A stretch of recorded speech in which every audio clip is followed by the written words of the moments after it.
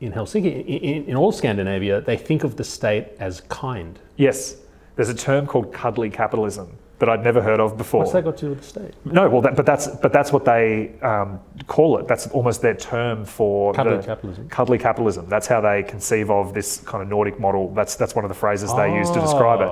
And I was sort of doing a little bit of research before today about the Nordic stuff, and yeah, that phrase cuddly capitalism. That's I thought, cute. Isn't it? I thought it was really funny. It's almost like the state is there to offset or to,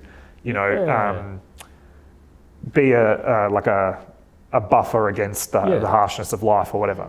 Yeah, whereas in Australia, left, right, Greens, but whatever, they're all going to say, "Oh, politicians, the snouts are in the trough." Not over there. So over there, it's the kind state, right? So quite feminised, and that's where I'm kind of feeling the Australian population when I talk about women, and then you talk about the feminisation of the entire population, towards a benefit. Maybe it's the loss of faith, the loss of family, the loss of a whole bunch of cultural norms that we used to have, the loss of religion. We have the state as that provider and heading towards Scandinavian model. And I put it to you that that's where Australians want to go. And this is the premise of my whole thing tonight. Maybe that's where it's going to go. And maybe socialism is more attractive to maybe not just women, maybe the feminized. Well, I think the first thing I would say is that the outcome you've described us heading towards as this kind of like milquetoast, like median socialism-ish,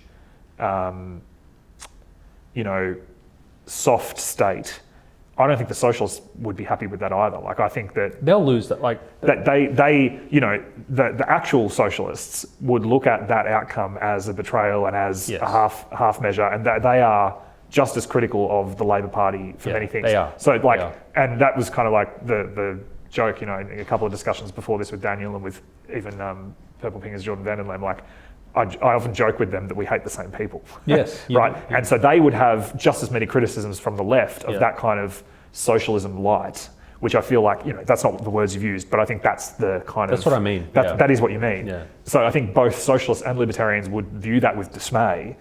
And I think that both would agree that half measures are the death of things, and that like all of the things that are wrong with what we have now will just become more and more accentuated in that kind of outcome. And I think that if that is where we're headed, and if that is what people think they want at the moment, I think that we need to experience that for people to see the shortcomings of it.